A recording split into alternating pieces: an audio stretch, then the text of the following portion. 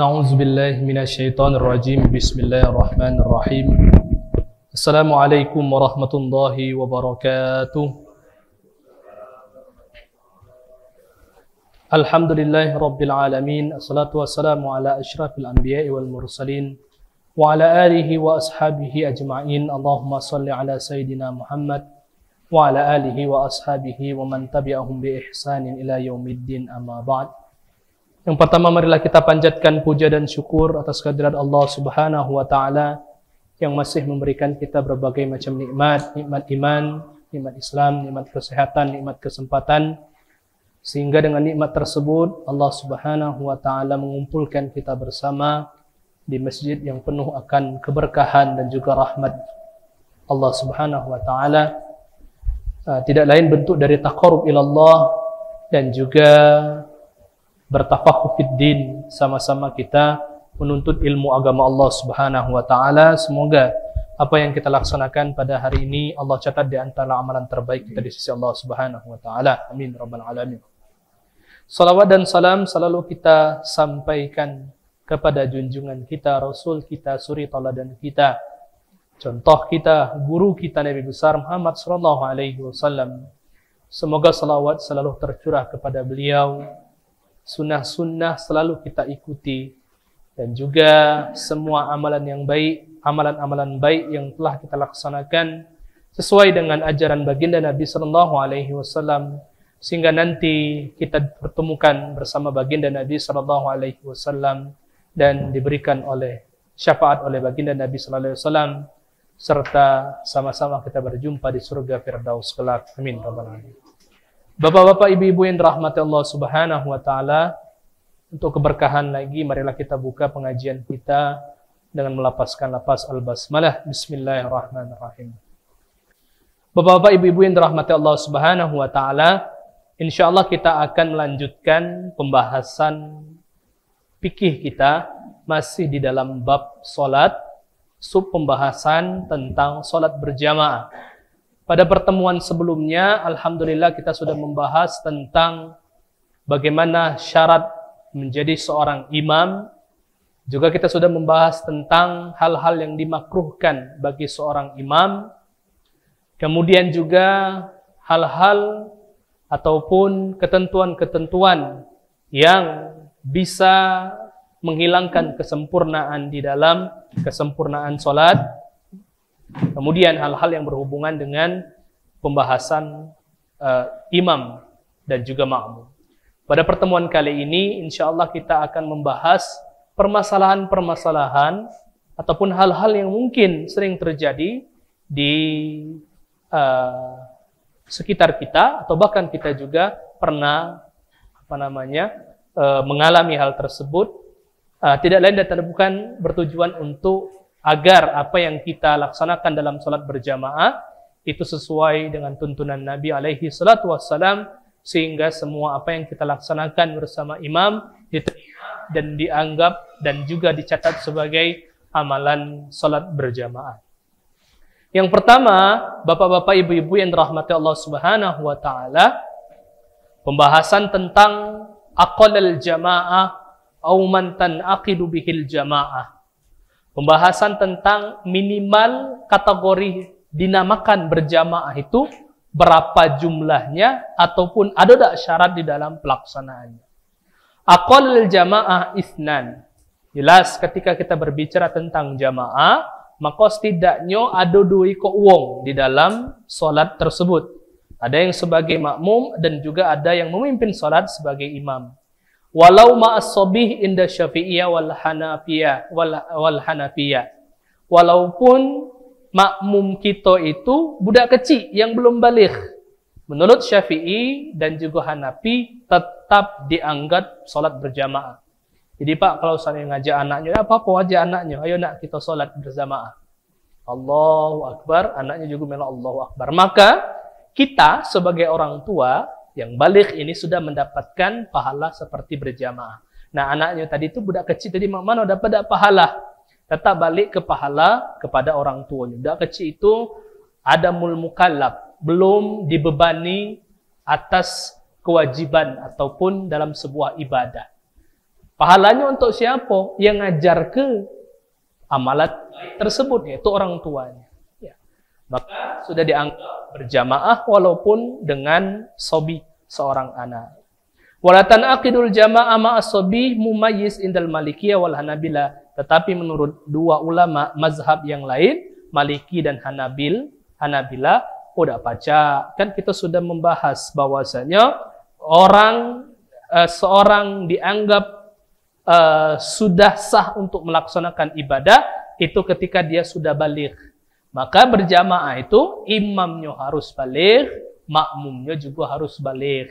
Maka itu baru dianggap berjamaah. Itu pendapat ulama.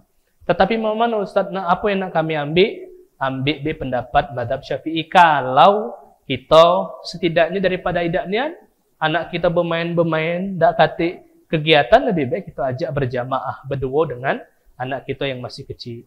Lakinna indal Hanabilah fi fardi lan nafal fatasihu bihi. Tetapi Hanabilah lebih fokus lagi. Ini di dalam solat fardu kalau solat sunnah ada baca. Contoh, kita nak solat tahajud ngajak anak kita, misalnya. Atau nak ngajak anak kita solat yang berjamaah, solat sunat yang berjamaah. Seperti mungkin solat tarawih. Anak malam ini bapak idak dulu solat di masjid, kita di rumah. Adik atau kakak jadi makmum. Nah, menurut Hanabilah ada baca yang bisa digunakan kalaupun nak ngajak budak kecil adalah ketika pelaksanaan solat wajib baik, bukan solat sunnah. Akan tetapi ya ulama yang lain membantah. Dulu Nabi pernah mengimami anak kecil. Siapa yang diimami Rasul? Ibnu Abbas. Ibnu Abbas itu sepupu Nabi, belum baligh, masih sobi. Ketika Rasul SAW melaksanakan solat tahajud. Jadi Ibnu Abbas itu ketika jenguk Rasul solat sunnah, dia meloi. Pada sebuah riwayat yang lain, Ibnu Abbas pernah salah posisi tempat makmum. Jadi yang aslinya itu imam, sebelah kanan imam itu makmum, Ibnu Abbas sebelah kirinya. Datang Rasul tarik, pindahkan oleh Rasul. Nah, Rasul bergerak, apa kebatal? Tidak membatalkan solat tersebut. Jadi minimal dari solat berjamaah itu adalah 2. Cuman ulama berbeda pendapat. Kalau budak kecil yang belum balik masuk tak berjamaah. Sebagian ulama termasuk Syafi'iyah mengatakan masuk, bisa dianggap berjamaah, pahalanya pahala berjamaah. Tapi sebagian ulama yang lain berpendapat bahwasanya tidak dianggap berjamaah. Kemudian pembahasan selanjutnya Abdulul Jamaah wa hudurun nisa'ul masajid. Pembahasan tentang jamaah yang paling bagus itu cak mana? Dan bagaimana pembahasan jamaah ataupun seorang wanita yang berjamaah datang ke masjid? Mungkin sebagian ada ustadz menjelaskan seorang, dan itu berlandaskan dengan hadis Nabi, seorang wanita itu bagus sholat di masjid, di rumah, bukan di masjid. Mana ceritanya? Al-jama'atu fil masjid li ghairi mar'a wal khunsa abdul minha fi ghairil masjid. Berjamaah di masjid selain daripada wanita dan khunsa, sudah kita bahas kemarin Pak. Khunsa itu bahasa kita apa ya? Kalau waria itu kebanyakan negatif Pak ya. Jadi ada yang bentuknya waria muskil, yang dia bukan transgender ataupun aslinya lanang kemudian merubah kodrat jadi betina. Tidak, dia ini memiliki memang yang pernah kami ceritakan kemarin, ya, yang kami pernah ngobrol dengan Prof. Yuwono itu lanang, tetapi dia seorang wanita tidak haid selama balik, dia sudah balik, sudah dewasa, tidak haid. Ternyata di tes DNA kromosomnya itu seorang wanita. Nah ini masuk dalam kategori. Maka ulama berpendapat selain dari wanita dan khunsa ini, maka lebih baik berjamaah di masjid. Kal baiti awil jama' wa jama'atil mar'a li khairi sahih. Seperti kalau seandainya wanita, maka lebih baik melaksanakannya di rumah. Itu lebih baik. Tetapi sekarang itu kadang kondisi di rumah ini tidak senyaman zaman dulu. Kanan TV, depan HP. Amalah jenguk HP itu, maka udah tahan nian nak megangnya itu. Apalagi TV. TV ini banyak nian Pak, berita nih sekarang. mulai dari permasalahan politik dan sebagainya, mulai dari permasalahan pelakor dan sebagainya. Ibu-ibu tuh dah tahan nak megang remote itu. Ya, penguasa TV itu biasanya ibu-ibu. Maka lebih baik melaksanakan sholat di masjid berjamaah. Ya, itu juga di Sahihain. Sallu ayuhan nas fi buyutikum, kata Nabi, wahai para manusia, salatlah kalian, muslim khususnya, salatlah kalian di rumah kalian. Fa in afdhala salatal mar'i fi baitihi ilal maktuba, karena salat yang paling bagus bagi seorang lelaki itu adalah fi baitih, di rumahnya, illal maktubah, kecuali salat yang wajib. Jadi Pak, itulah sunnahnya Rasul itu Pak, salat sunnah di rumah. Memang Masjid Nabawi itu sebelahan dengan rumah baginda Nabi. Beliau sholat qobliyah di rumah. Agak beliau sudah datang langsung qomat. Agak balik, beliau sholat sunnah di rumah juga ba'diyah. Jadi memang sholat sunnah itu bagus di rumah. Tujuannya apa? Di antara tujuannya berbagi, Pak, kata ulama itu. Kita memakmurkan rumah Allah, sholat sunnah, kita memakmurkan rumah kita supaya tidak angker nian. Ya. Di sholat jamaah itu paling baik diadakan di masjid, dan sholat yang paling baik dilaksanakan di rumah adalah sholat sunnah tadi. Kemudian rattabal fuqaha afdaliyatul masajid allati tuqamu fihal jamaah. Sekarang di sini banyak masjid, banyak jamaah. Mana yang paling bagus? Seluruhnya bagus, akan tetapi mana yang paling bagus? Ulama berpendapat in kana fil makani al-mukhawwif al-mukhawwab fal afdal li ahlihi ijtima'u fil masjid wahid. Kalau lagi terjadi kericuhan yang mungkin di sana takutnya ada kurangnya keamanan dan sebagainya, maka hendaklah dalam sebuah daerah ataupun dalam sebuah cakitoni RT lah, yang mungkin dalam ruang lingkup yang kecil, itu solat di satu masjid bagi laki-laki. Tidak usah nak bercumpuk di sini, di sini. Di sini juga kadang dui kok. Dialah imam, kadang juga jamaah tunggal. Dialah imam, dialah azan, iqamat, dialah imam dan makmum. Ya. Maka kata ulama, kumpulkan di sikok masjid supaya makmur masjid dan banyak jamaahnya. Li'annahu a'la lil kalimah. Karena hal tersebut lebih memakmurkan dan lebih jingok persatuan dalam Islam. Ya. Wal afdal li ghairihim salatul masjid alladzi la tuqamu fil jamaah illa bi hudurihi. La'anna fahtasilu shawab imaratul masjid, karena selain dari kita mendapatkan pahala berjamaah, pahala yang Allah kasih yang lain apa Pak? Imaratul masjid. Jadi Pak, kita ngapo dianjurkan laki-laki untuk berjamaah? Salah satunya untuk memakmurkan masjid dan menghidupkan masjid, Pak. Memang ada sebagian pendapat termasuk mazhab Syafi'i mengatakan bahwasanya fardu kifayah. Sebagian ulama yang mengatakan salat berjamaah itu sunnah. Tetapi kalau seandainya seluruh berpendapat sunnah galo, sehingga masjid kosong, berdosa juga gitu Pak. Maka di antaranya itu hendaklah kita memakmurkan satu masjid, meramaikan masjid karena ada pahala di dalamnya. Wa tasilul jama'atu liman yusallu fihi wa zalikal ma'dhum fi ghairihi. Jadi tidak apa-apa di sana ada yang solat walaupun di masjid yang lain ditutup. Penting kita jingok masjidnya rame, makmur, dan juga masjid tersebut terdapat jamaah di dalamnya. Kemudian apa selanjutnya? Sumal abdul minal masajid kana aksaru jamaah. Kalau lagi tenang, kemudian lagi lagi masa aman. Nah, yang paling bagus kalau kita nak milih pahala, Pak, nak milih pahala paling bagus di mana? Masjid Agung sana, Pak. Ngapo? Banyak jamaahnya. Salat yang paling bagus jamaahnya itu adalah ketika paling banyak jamaah. Rasul sallallahu alaihi wasallam bersabda, "Salatul rajul ma'ar rajul aula min salatihi wahdah." Salatnya seorang dengan orang yang lain lebih baik daripada salat dewean. Maksudnya salat berdua berjamaah itu lebih baik daripada salat sendiri. Wa salatihi ma'a ar-rajulaini aula min salati ma'ar rajul. Salat dengan dua orang aula min salati ma'ar rajul. Maksudnya salat dua orang makmum dengan sikok imam lebih bagus daripada satu imam satu makmum. Wa makana aktsar fahuwa ahabba ilallah, dan paling banyak jamaah paling dicintai oleh Allah Subhanahu wa ta'ala. Diriwayatkan oleh Imam Ahmad dan Abu Daud. Jadi Pak, yang paling bagus adalah salat yang paling banyak jamaahnya. Jadi mana saat kami nak ke Masjid Agung, kalau sempat, kalau nak ngejar pahala. Kalau tidak, alhamdulillah sudah salat di masjid, sudah berjamaah, sudah tenang, sudah nyaman, itu sudah bagus lagi. Ya. Mungkin Bapak Ibu pernah umroh. Ada sebagian jamaah itu yang kami karena pernah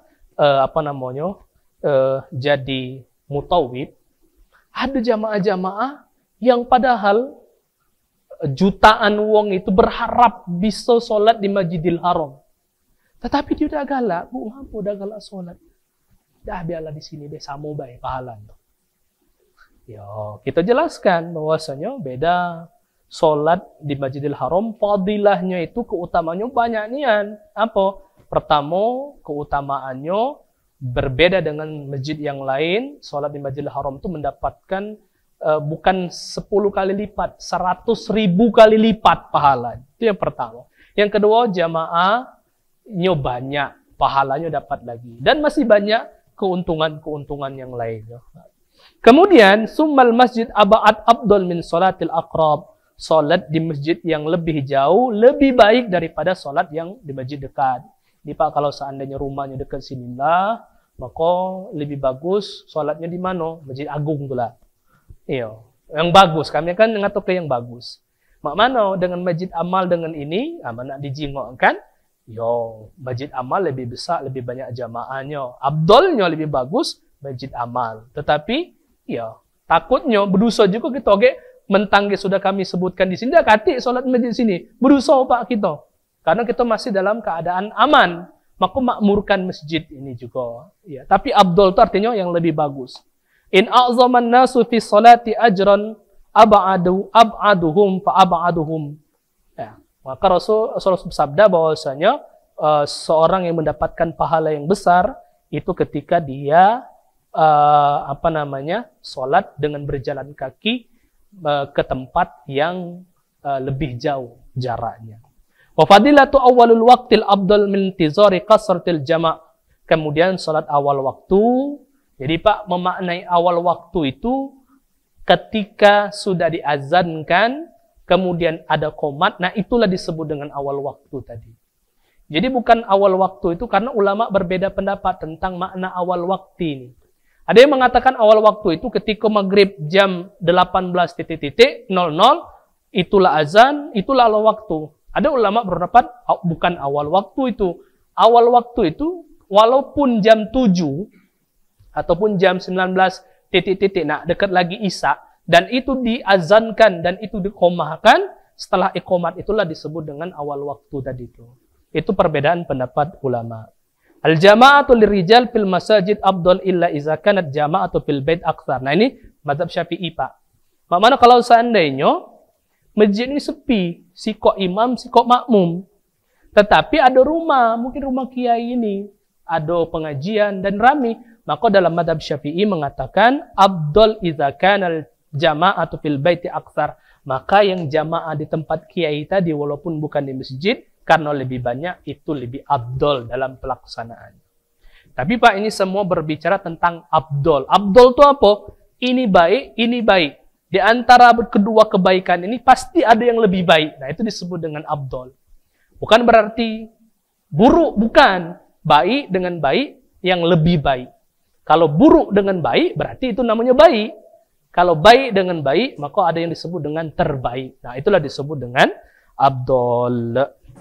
Kemudian selanjutnya pembahasan idrakus sawabu al-jamaah. Sekarang seorang jamaah itu, seorang makmum itu masuk dalam kategori dihitungnya mendapatkan pahala jamaah itu kapan? Sawabul akmal yahsulu liman adraka salat mal imam min awaliha ila akhiriha. Paling sempurna seorang mendapatkan jamaah bersama imam itu ketika dia bersama imam mulai dari takbir Allahu Akbar, makmum langsung meneruskan Allahu Akbar sampai salamnya imam Assalamualaikum warahmatullah, dia juga melok Assalamualaikum warahmatullah. Itulah afdal ataupun terbaiknya ketika melaksanakan sholat berjamaah. Fa in idrak takbiratul ihram ma'al imam fadilah li hadis alaihi salatu wassalam. Anna Nabi sallallahu alaihi wasallam, Rasul sallallahu alaihi wasallam bersabda, "Man shalla lillahi arba'ina yauman fil jamaah." Barang siapa yang salat 40 hari dalam berjamaah bersama imam, yadriku at-takbiratul ula, dan dia mendapatkan takbiratul ihram pertama, alias dia memulai dengan imam selama 40 hari ini, ya. Kutibalahu bara'atan, maka Allah akan menuliskan atau menetapkan orang tersebut dua bara'ah. Dua bara'ah itu dua pembebasan. Pembebasan pertama bara'atu minan nar, Allah akan membebaskan dia dari api neraka. Yang ini yang kedua ini Pak, bara'atu minan nifaq. Orang tersebut pasti bukan orang yang munafik. Jadi Pak, kalau seandainya kita 40 hari sholat bersama imam, zuhur bersama imam, mulai dari awal, tidak masbuk tidak dihitung. Ya, jadi galak-galak masbuk itu tidak dihitung berarti. Tapi lebih bagus masbuk daripada sholat di rumah, yang remote depan TV tadi, depan sejadah tadi. Jadi mulai dari awal, Allahu Akbar, meloi. 40 hari zuhur, isya, maghrib, 5 waktu, 40 hari, kutibalahu bara'atan, maka telah dicatat baginya dua pembebasan dari api neraka dan pembebasan dari sifat munafik, Pak. Yang paling sulit itu subuh, Pak. Jingok kelapa ada 40 hari orang yang sholat subuh itu bentuknya pelaksanaan sholat, maka pastikan orang tersebut bentuknya orang-orang yang terjauhi dari sifat munafik, Pak. Kalau seandainya diterapkan, Pak, ini, Pak, maka dan itu dilaksanakan oleh para pemimpin di Indonesia ini, Masya Allah. Baldatun tayyibatun warabbun ghafur itu terlaksana. Negara yang tayyibah, warabbun ghafur, dan Allah berikan ampunan. Ya, bukan hanya kepada pemimpinnya, dan berlaku kepada seluruh ininya. Tuh. Kemudian idrakul fadilatul jamaah man lam yusallimul imam. Yang pertama, mazhab Syafi'i juga berpendapat masih dianggap berjamaah malam yusallimil imam, kalau seandainya dia tidak salam dengan imam, wa illam yu'aqid ma'ahu bi anna intaha salamuhu akhbu taharrumahi. Jadi di sini menunjukkan bahwasanya, Pak, takbirat salam itu kan ada yang pertama, Assalamualaikum warahmatullahi, Assalamualaikum warahmatullahi. Aslinya rukun di dalam sholat berjamaah itu yang paling terakhir adalah salam kanan. Ini tidak dihitung, sunnah. Kalaupun Bapak Assalamualaikum warahmatullahi, tidak salam ke kiri, sah sholatnya. Dalam madhab Syafi'i juga, kalaupun seandainya Assalamualaikum warahmatullahi, buang angin, maka tetap sah salam, karena salam kedua itu bagian dari sunnah. Maka dalam madhab Syafi'i juga dijelaskan bahwasanya ketika dia bentuknya cuma dapat salam kedua B, tetap masih dihitung sudah melaksanakan sholat berjamaah. Man kabbar qabla salamul imamu taslimatul ula adrakal jamaah. Tapi dalam mazhab Hambali dan Hanafi, barang siapa yang bertakbir Allahu Akbar jingok imam tasyahud, Assalamualaikum warahmatullahi, dialah sudah bertakbir sebelum imam salam pertama, adrakal jamaah, maka dia sudah dianggap berjamaah walau lam yajlis ma'ah, walaupun dia tidak sempat duduk lagi. Nah, itu akhir dari jamaah tadi, Pak. Itu disebut dengan batas kesempurnaan di dalam berjamaah dan paling sedikit di dalam berjamaah. Wahal yarka'u man adrakal imam raki'an duna shaf. Nah, sekarang ada permasalahan, Pak. Kan mengikuti imam itu hukumnya wajib, Pak. Dan salah satu bentuk dari anjurannya ketika kita sholat bersama imam, kalau pacak dapatkan 1 rakaat bersama imam. Sehingga, Pak, mazhab Maliki berpendapat bahwasannya ketika kita mulai masuk masjid, rupanya imam lah sudah ruku. Allahu Akbar. Maka dalam mazhab Maliki, kalau pacak ruku lah di sana walaupun jamaah di sini. Itu dalam mazhab Maliki. supaya mendapatkan 1 rakaat. Mana ceritanya Ustaz berbeda? Karena ngapo? Dalam mazhab Maliki, man khasya fawati rakaah yarfa'ul imam min ruku'i illam yuhram. Jadi duna shaf, walaupun tidak masuk dalam shaf, dia tetap bisa langsung takbir walaupun tidak di dalam shaf. Itu dalam mazhab Maliki, Pak. Tapi mayoritas ulama, mazhab Syafi'i, mazhab Hambali, Hanafi mengatakan, tidak boleh. Mana ceritanya? Iya, shafnya cek itu apa nak berjalan sambil ruku. Kata mazhab yang ketiga, la yarka'uduna shaf. Kalau seandainya imamnya ruku, yang pertama sekali jangan ruku dulu, masuk ke shaf dulu. Kalau sempat ruku dengan imam, maka dapat 1 rakaat. Kalau tidak dapat, jangan dipaksakan. Illa idza masya wa dakhala fi shafi qabla raf'il imam ra'sa min ar-ruku' aw ya'ti akhar fayaqifu ma'ahu. Jadi intinya berpendapat bahwasanya selain mazhab Maliki masuk kelas shaf dulu. Man imam walam yakul lahu kufuwan ahad, bersegeralah langsung Allahu Akbar. Mendapat ruku' 1 rakaat, dapat rukuknya bersama imam, maka yang sisanya mulai dari i'tidal Sami Allah liman hamidah itu bonus pahala, tapi tidak dianggap 1 rakaat. Itu pendapat mazhab Maliki. Kemudian selanjutnya al-masyu lil jamaah wal mubadarati ilaiha ma'al imam. Berjalan. Jadi Pak, kita sering jingok jamaah itu ketika lan dengar imam walam yakul langsung wudhu cepat, menpacak dapat 1 rakaat. Mana itu hukumnya? Yastahibbu liman qasadal jamaah ayamshiya ilaiha. Yang pertama, disunnahkan, dianjurkan menbaca kalau seandainya dia berniat untuk mengikuti sholat bersama imam, maka dia jangan berlari. Berjalan be. Ya, alaihi as-sakinah, dengan tenang, wal wiqar, dengan damai. Liqauli sallallahu alaihi wasallam, perintah Rasul, perkataan Rasul, idza sami'tumul iqamah, ketika kalian mendengarkan iqamah, famshu ila salat, berjalan salat, jangan berlari. Ya. Wa alaikumus sakinah wal wiqar, dan hendaklah kalian tenang, santai be perjalanannya, wal wiqar, dan damai. Wala tasra'u, jangan tergesa-gesa. Fama adraktum fasallu, ketika kalian mendapatkan 1 rakaat, ya sudah langsung lanjutkan. Wa ma fatakum fa'atimmu, kalau seandainya kurang, sempurnakan. Jadi Pak, jangan tergesa-gesa. Wa dzakara Malikiyah la annahu yajuzu isra' li idrakus salat ma'al jamaah bila khabath ail al-rukul wa hiya maduna al-jajri. Kalau pendapat Maliki setuju tidak berlari, tetapi kalau berjalan agak cepat tidak apa-apa. Tapi selain dari madhab Maliki tadi itu membaca tenang sesuai dengan sabda Nabi. Mana kalau seandainya dia bentuknya al-mubadaratul iqtida'u ma'al imam. Bersegera itu standarnya cak mano? Bersegera itu. Yubadirul musalli liqtida'ul imam sawun akan qa'imam aw raki'an aw sajidan am nahwi. Kalau seandainya ini sedang ingin mengikuti jamaah, kebanyakan dari kita ini Pak nunggu dulu. Aku ada dapat 1 rakaat, tadi tidak dapat ruku. Lu tunggu kenyo. Ya. Malas dia nak punya i'tidal, toh juga ada dapat rakaat lagi. Maka kata ulama, hendaklah dia bentuknya ketika imam dalam keadaan i'tidal, langsung i'tidal. Ketika imam ruku, maka ruku. Ketika dia tasyahud, jangan nunggu. Itu termasuk dalam kategori wong yang maling solat, kata ulama. Ngapa maling solat?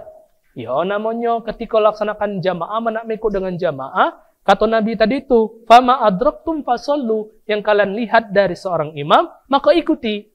Ya, kalau seandainya kalian tidak mengikuti, maka kalian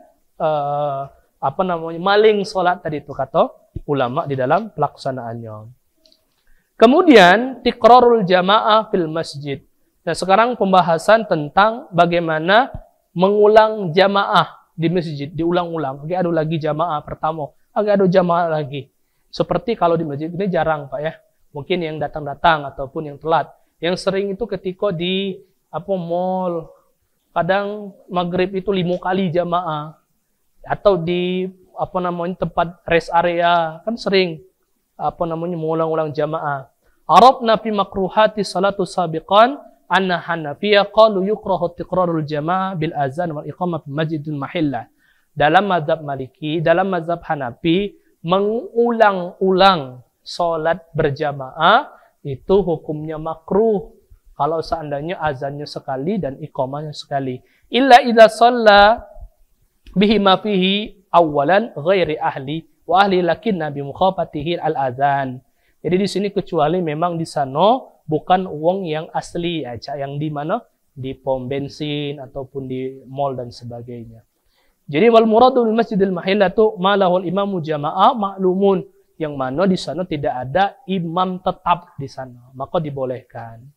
Jadi di sini menunjukkan aslinya dalam mazhab Syafi'i kalau baca itu tadi Pak, hikmahnya di antaranya adalah memberikan waktu jeda yang jangan terlalu terlalu cepat ketika antara iqamat, antara azan dan juga iqamat. Yang pastinya untuk qobliyah itu Pak, qobliyah itu seluruh sholat wajib pasti ada qobliyah. Paling perbedaannya ada yang rawatib, ada yang ghair rawatib, ada yang sunnah ditekankan, ada yang tidak ditekankan. Seperti yang ditekankan zuhur. Kemudian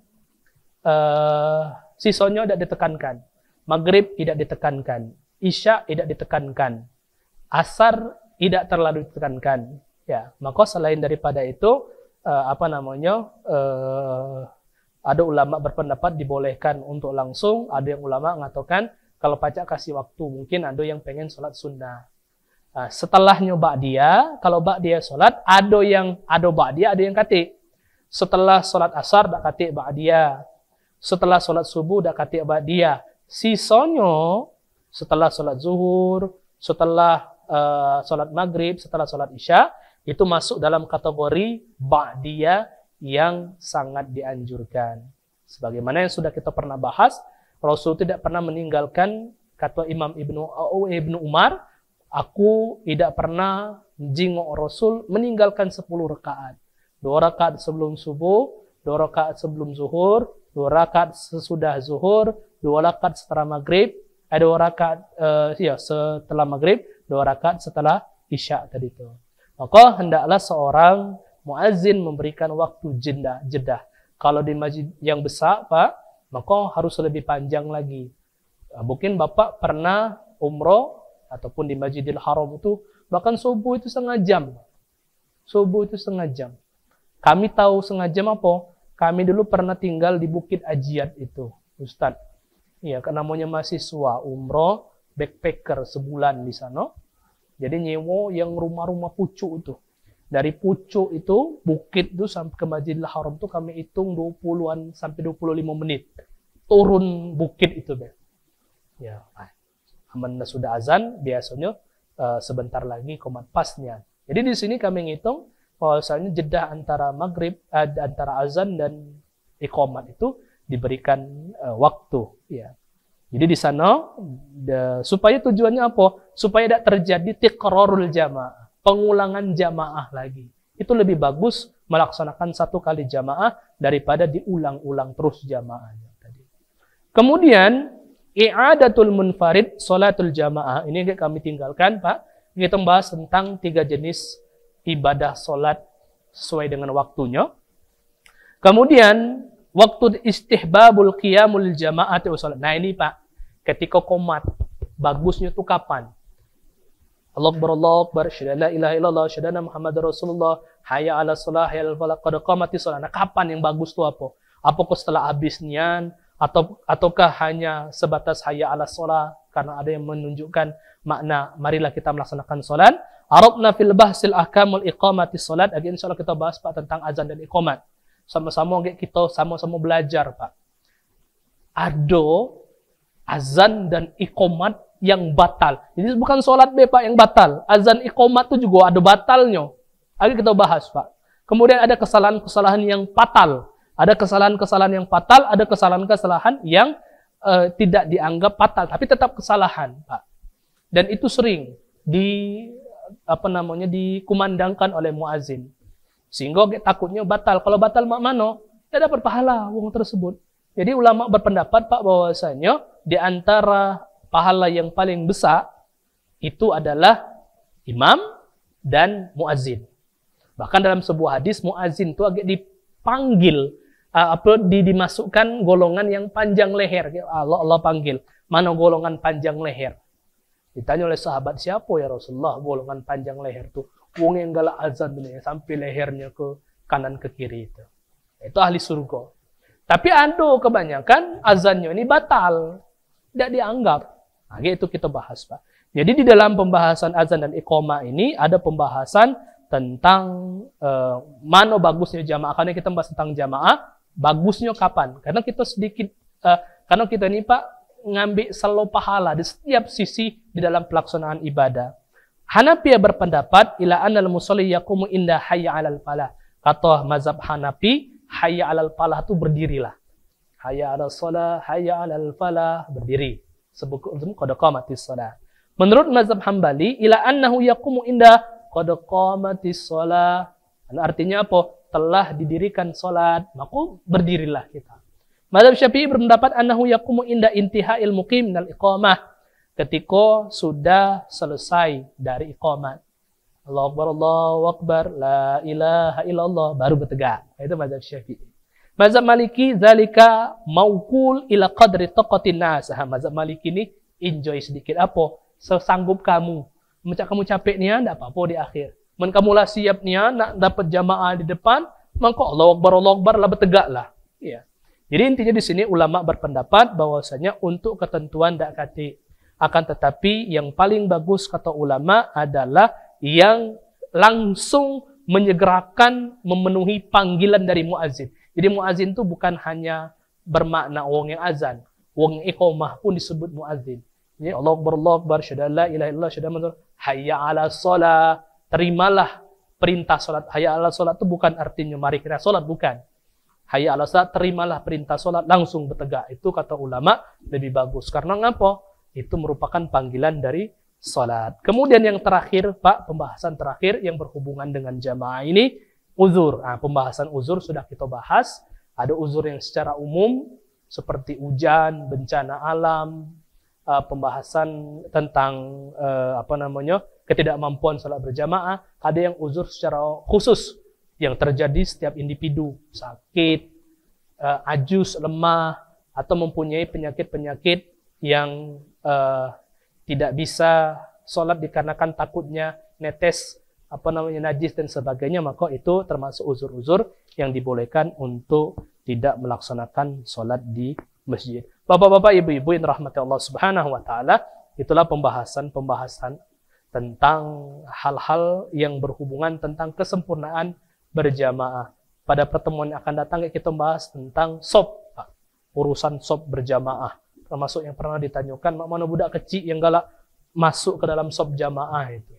Kemudian mana urutan shop itu yang benar.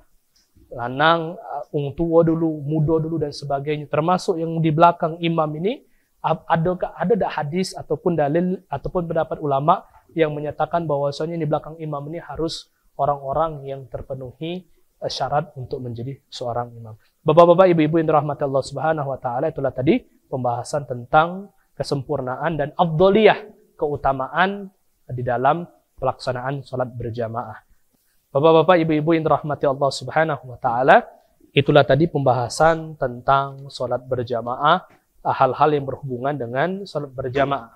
Kami itu aslinya pengen bahas tentang mufarriq jamaah, tentang bagaimana cara misah dengan jamaah. Tapi pembahasan ini agak berat. Kami itu udah galak bahas yang berat-berat. Tapi kalau seandainya dibahas, kalau di sini banyak calon-calon imam ataupun imam-imam yang sudah ini, maka insya Allah akan kita bahas. Mufarriq jamaah itu memisahkan diri ketika imam batal, memisahkan diri ketika termasuk kan Pak, kemarin kita bahas, ada yang berpendapat bahwasanya ketika berbeda mazhab, maka bagi dia boleh untuk bisa menyebabkan batal sholatnya, dan boleh bagi dia untuk memisahkan diri dari jamaah. Contoh Pak, dalam mazhab Syafi'i, ketika dia yakin bahwasanya bisa mengurangi kesempurnaan ketika tidak mampu untuk tidak sempurna ketika tidak kunut subuh, tiba-tiba dapat imam yang kunut subuh, maka dibolehkan untuk mufarriq jamaah. Cuma ada cara dan juga hukum-hukum terhadap berpisahnya berjamaah tersebut. Sehingga bisa menjadi dosa, sehingga bisa menjadi dibolehkan, atau bahkan sehingga wajib untuk berpisah dari jamaah. Contoh yang wajib yang cak mano? Yang cak kita sering bahas Pak, ketika imam mengan'am ta'alaihim, sedangkan kita an'am ta'alaihim, atau imam yang bentuknya ada kotoran di pakaiannya, tetapi imam tetap melanjutkan solatnya, dan kita yang jingok bahwasanya ada kotoran, kita wajib untuk mufarik jamaah, untuk berpisah dengan jamaah. Biasanya kan kita tahu bahwasanya berpisah dengan jamaah itu ketika buang angin, batal. Ini tidak batal, kita tidak batal. Tetapi ada hal-hal yang bisa menyebabkan batal dan menyebabkan kita harus mufarik bersama imam. Dan memotong jamaah tersebut. Tapi ada caranya supaya tetap mendapatkan pahala ataupun fadilah dari sholat berjamaah tersebut. Kalau seandainya laju kayak kami bahas, Pak, kalaupun seandainya ketinggian pembahasan ini, kita lewatkan. Karena masih banyak pembahasan-pembahasan yang menurut kami yang lebih dibutuhkan. Karena pembahasan ini biasanya pembahasan bagi seorang imam. Mufarik jamaah ini pembahasan dengan istikhlaf juga, Pak. Apa istikhlaf tuh? Yang seorang imam menggantikan apabila imamnya batal ataupun imam tidak bisa melanjutkan untuk meneruskan sholatnya sebagai seorang imam tadi. Bapak-bapak, ibu-ibu yang dirahmati Allah Subhanahu wa taala, sebelum kita tutup kita berdoa, semoga semua ilmu yang kita sama-sama pelajari pada hari ini Allah berikan manfaat, Allah berikan keberkahan, Allah berikan rahmat, Allah berikan kebaikan bagi kehidupan kita, kehidupan keluarga kita, dan juga kehidupan kita di akhirat kelak. Amin ya rabbal alamin. Na'udzubillahi minasyaitonirrajim. Bismillahirrahmanirrahim. Alhamdulillahirabbil alamin. Wassalatu wassalamu ala asyrafil anbiya'i wal mursalin wa ala alihi wa sahbihi ajma'in. Allahumma anfa'na bima 'allamtana wa 'allimna ma yanfa'una warzuqna uluman tanfa'una bi rahmatika ya arhamar rahimin. Allahumma inna nastaudi'uka ma qara'na wa ma hafidhna wa ma ta'allamna warduhu ilaina inna hajatina ilaihi innaka ala kulli syai'in qadir. Wa sallallahu ala sayyidina Muhammad wa ala alihi wa sahbihi wasallam. Alhamdulillahirabbil alamin.